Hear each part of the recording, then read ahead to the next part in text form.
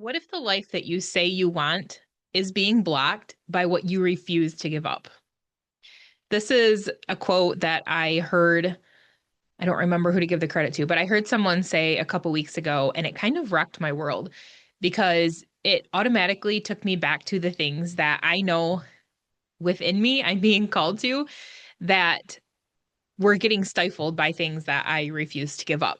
So, if you are new here, my name is Nicole. I'm on a quest to lose 100 pounds and more importantly, to just get healthy and to heal the things that are going on in my body that are holding me back from living the life that I know that God is calling me to. So, if you are new here, welcome. If you're not new here, welcome back. I'm so glad that you came back.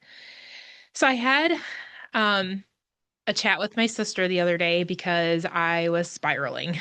um, I felt like I was failing at parenting. I was failing at weight loss. I was failing at being a wife and all of these things. Like, I just felt like I was failing at life. And the more I thought about it and the more I kind of marinated in these thoughts I was having, I wasn't calling them out and asking if they were true. I was just being completely emotional and up in my feelings. And the more I sat and thought about it, the more I was spiraling. So I reached out to her and we talked through some different things. And um, one thing that she asked me towards the end of our conversation changed the way I was thinking. And it changed it in one of those ways where you almost feel like you got slapped. Like it's just very in your face. You can't deny that it was a breakthrough. A little backstory is for anybody that doesn't know, I lost my first husband in a work accident in 2012. And I was 32 at the time. And before that, probably, I want to say it was about 3 months before that, God was really working in my heart because I can link my testimony down below in the description, but um, the short version of that story was that he was preparing me to take my husband. I can see it over and over when I think back on those days and months leading up to him being taken from me. And one of the things that really changed everything for me was a book that I was reading. My husband and I were extremely close. We were high school sweethearts. I was 15 when we got together, and we got married when I was 18, started having babies. We had four babies, four little girls when he passed away. And so I was reading this book in what I feel was preparation for him um, leaving me, was a book that challenged um, surrendering to the Lord and turning everything over to Him and trusting Him for whatever He has for your life and walking in obedience to whatever He's calling you to. And so part of my testimony is I remember very specifically laying in bed one night and just telling the Lord that I was completely surrendered. Everything I had was His, everything in my life was His. I would do whatever He wanted me to do. I would be content in walking out whatever path that He had for me, whether I would have chosen that path or not. I was committed that I was surrendered and I trusted Him and I would joyfully and um I guess living in contentment walk that path out. And the one thing that I felt Him say to me that night was, "What about Chad? What about your husband who was sleeping next to me?" And I was like, "Oh my goodness, that would be horrible if something were to happen to him." Like there was a time in my life I could not have gone on if something were to happen to him. And so through all of this preparation of the Lord growing me and growing me in my faith and growing me in my trust in Him, that was the question I felt is, what about him? And I just remember saying, Lord, that would be the worst thing that could happen. But I trust you. And if you need him or if you want him, he's yours. Like his life is yours as well. And so 3 months later, he passed away in a work accident. And so my sister brought that back up because one of the things that I'm having a problem with is too many voices in my head. I love watching and learning different things like biohacking, different ways of eating, different ways that different things affect our body, like different supplements or different foods or different ways of exercising. Like I love learning that stuff. So it's constantly information that's coming in. And then there's also information on, you know, people that are living a certain kind of life or, like homesteading. And then there's this person who is like super crunchy, but then they like to drink a Diet Coke, like those kind of things. And so I have all this information that's coming in all the time. I love podcasts. And so I'm either listening to a podcast, watching a YouTube video, um, obviously reading books too, but there's just so much information that's coming in all the time. And everybody speaks as if their way is the best way. And that's one thing that in my coaching is different because I want to point you back to the Lord. I want you to go back to Him and find out what He wants you to do, how He wants you to eat, how He wants you to heal your body, how He wants you to do whatever it is that you're going to do for a profession, how He wants you to mother for your family and how to be a wife to your husband. Um, obviously here we're focusing on weight loss, but true weight loss comes from going deeper and figuring out the reasons why you're overeating and why you're emotionally eating. So there's so much more here than just weight loss. And this is not, another one step or another 10-step plan or a 21-day fix or anything like that. Um, it's just totally different. And I'm kind of going off on a rabbit trail. But um, so anyways, I have all these voices that are coming in all the time. And so it's like information overload and it gets to the point where I feel stuck and I don't feel like I have an opinion and I don't feel like I can move forward because it's like I don't have anything to say and I can't help anybody. And there's just, everybody makes it feel like their way is correct. And so almost like you're doing it wrong if you do things a different way. And so it just kind of paralyzes me. And one thing that I have felt a stirring for several months is to get off social media and not necessarily YouTube, but that's definitely Facebook. Uh, Instagram is not as big a pull for me. I can get on there and look for a few minutes and get off. So that's not a huge thing for me. To say I don't go on Instagram, I don't really go on Instagram. So that's not a huge thing. But Facebook 100% is a problem. And so relating back to this, every time there's probably been 4 times in the last several months that I've taken Facebook off my phone. I don't scroll when I'm on my computer, so I don't really worry about that necessarily. And I do use it for some business things, but having it on my phone is detrimental to me.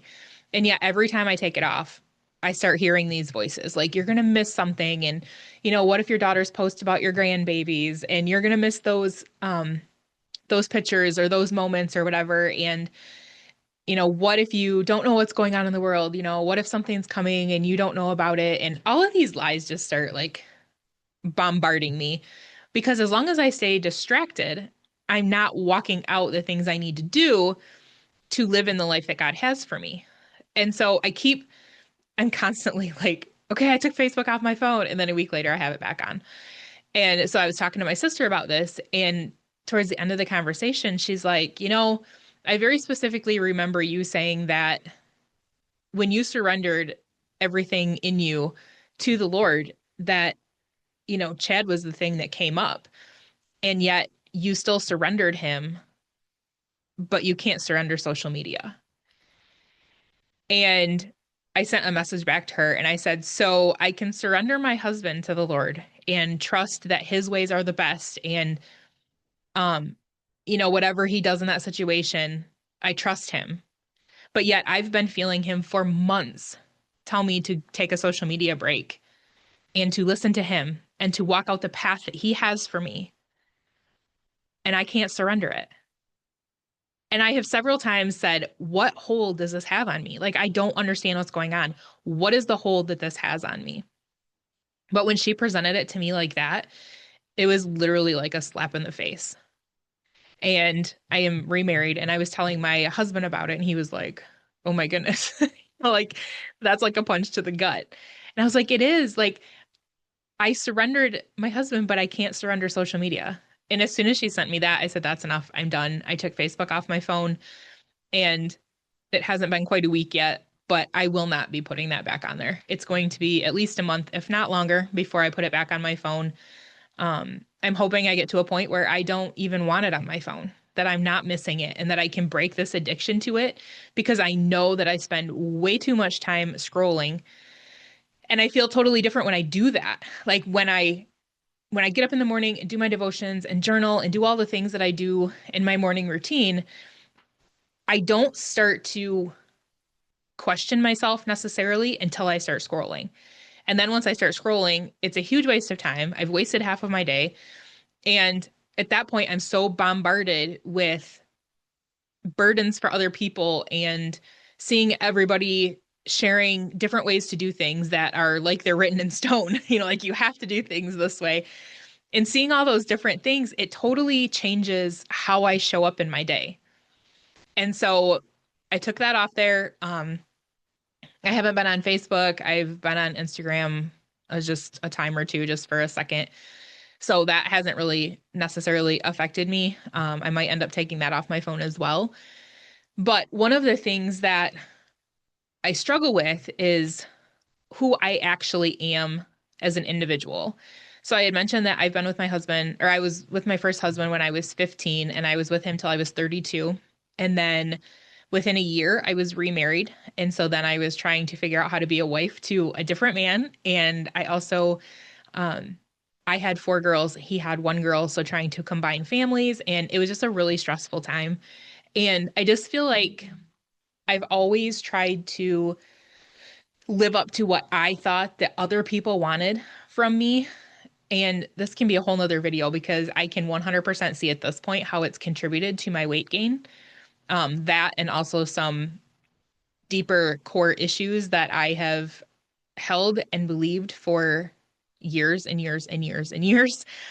Um, but just just going from being a teenager and getting married and having a family, and the loss, and getting married again and blending families, and now having um adult children and one more teenager that's doing teenager things. It's just been really hard for me to not want to zone out and not want to medicate with food. And for me to be able to hear the Lord and know for sure now that I'm hearing from him, I need it to be quiet. And I need the other voices out of my ear. And I need to listen to those little nudges and those little things that I know are him, and I need to run with them. And if I want my life to change, that's what I need to do. And I know for sure that that's what I'm being called to. But it took that conversation with her to kind of put things into perspective. And that's one thing that I've always said too about sugar, because we stopped eating sugar the beginning of this year. And I would start and stop and start and stop. And I'm always like, why do I keep doing this? What is the hold that this has on me? And some of it might be spiritual warfare. If the devil can keep me sick and distracted, I'm not going to start a community for women to be pointed back to the Lord and to be encouraged to be bold and brave and to walk in the things the Lord is calling them to and to do the hard things. Losing weight is not easy. And right now I'm on an elimination diet because I have some medical issues that I'm trying to heal. And it's not easy, but I know it's going to be worth it. And I can link this video below. I talked about the other day about hearing the Lord tell me when I was thinking about the elimination diet, or asking me, do you want to be healed? And so now I can't unhear that, but it's not easy. It's getting easier. And I think my mind is in the right place, that there's several years that I've tried to do an elimination diet that I just couldn't stick to it. And I just feel like things are so different now, and the Lord has taken me on this journey. But the next thing that had to go, the next thing that had to be peeled away, was social media and looking for others' approval and looking for others' way of doing things, and trying to find the fast track to weight loss or the fast track to building a business, or all of these different things. Like the world just focuses all the time on fast. And sometimes you just need to take a step back and take it slow and to listen to him. And, you know, I've heard people say that if you don't take the step the Lord is asking you to take, you're never going to take another step, because if he showed you the whole road, you wouldn't need him. You wouldn't need to rely on him. You wouldn't have to have faith in him that he's going to lead you and guide you to wherever he wants you. And so for me, social media was the next step, is to just take that off and find better things to do with my time and to use my time more wisely, to steward my time more wisely. Um, I definitely don't want to be like, they talk about the parable of the talents. I don't want to be like the one that buries the talents in the sand and doesn't have any return on them. I definitely don't want to stand in front of the Lord and just tell him that, sugar had a hold of me and social media had a hold on me. And that's why I buried the talents you gave me. And that's why I didn't walk out the life that you were calling me to, that I know that you were calling me to. I just don't want to do that. And so I've talked about this a little bit before, but one of the things that I know he's calling me to is to build a community for women that kind of feel alone, that feel alone in weight loss, that feel like there's too much out there and it's too confusing, and maybe you're even falling into that trap of chasing things that are fast. If you don't fix what's on the inside, you can lose all the weight you want and you're still not going to be happy or content or joyful. Like, you have to fix the reasons why you got to the place you're at in the first place. And a lot of that is just peeling back the layers of, why you're turning to food or why you're turning to social media or whatever you're doing to numb out, but peeling that stuff back. And so if I don't walk in these things that I feel he's calling me to walk in, then I'm out of integrity. And I can't be out of integrity if I want women to come into a community to get support. I have to be willing to also walk that out and do the hard things. And um, it's working. And I'm finally losing weight. And it's been a long time coming. So I just know that it's really hard when nobody around you is doing these things, when nobody's giving up social media, when nobody's giving up, constant eating out, when nobody's giving up the sweets or whatever that looks like for you. It's really hard to make changes that really feel like they have a hold on you if you don't have a community around you that's going to build you up and that understands and that has walked this road. And so if that is you and you want to come into a community and get coaching by me, and also, have that place to go when you're having a hard day and you need somebody to talk you off the ledge, that's definitely what I'm here for. And um, you can get all of that for less than a dinner out. So I feel that the Lord wants me to make this affordable for everybody that wants it, and to just encourage women to get as healthy as they possibly can be and to walk out whatever the Lord is calling you to, whether that's starting a nonprofit, whether it's starting a business, whether it's going and getting a job, whether it's finding a different job, whether it's um, changing things up when you're home with your kids, like whatever that looks like for you. It all starts with health. If you don't have your health, you can't do any of those things.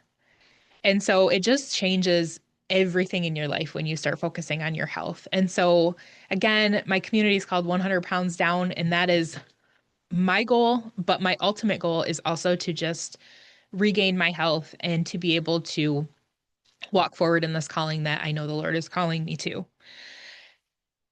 So I just want to end with a couple questions for you. If this resonated with you, maybe these will help you to start taking a couple steps forward in the direction that you feel like you're being called to.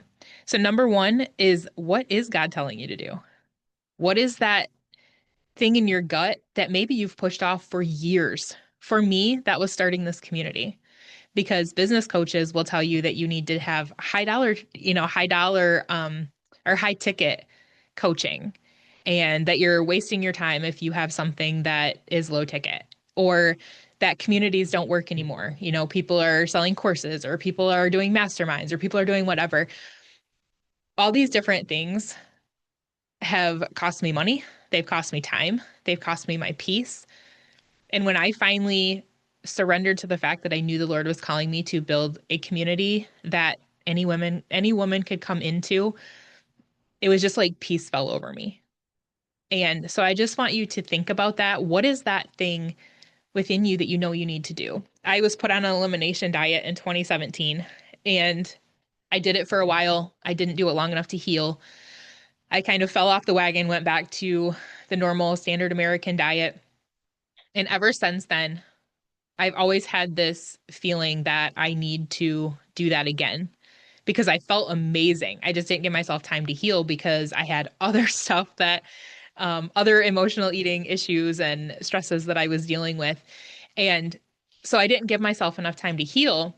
But there's always been that feeling that you need to go back to that. You need to cut out the stuff that's making you sick. You need to let your body heal. It doesn't matter what everybody else is doing or what everybody else says. You need to go on an elimination diet. And this time it's just so different. The Lord just has me in a different place. And I tried several times after that, and I just could not be successful. And I was so irritated because I was like, what hold does this food have on me? I don't understand. And again, that's a whole nother topic that I'll be going into. But I just that's the first question I just want to ask. That's a couple ways that I was ignoring what God was calling me to, and understand why I've been stagnant in my life for so long is because they say if God's not talking to you, go back to the last thing he told you to do. And that was definitely the last thing he told me to do. And so here I am again, and trusting that he's going to heal me through this because he called me to it. So he's going to help me through it. He's going to help me be successful. He's going to heal me through this. And it's just time I got out of my own way. And so when I heard him say, "Do you want to be well?" I couldn't unhear that. And then the second question is, if you feel like you can't, what is that what is that thing solving for you so that you can't give it up? Why can't you give up social media? What excuses come up for you? And are they true? Why can't you give up sugar? Is it because of what everyone else thinks? Is it because all the lies that start popping up in your mind, all the excuses that have always done it? Is it you negotiating with yourself? What is the reason that you can't give up the thing that you feel called to or start doing the thing that you're feeling called to?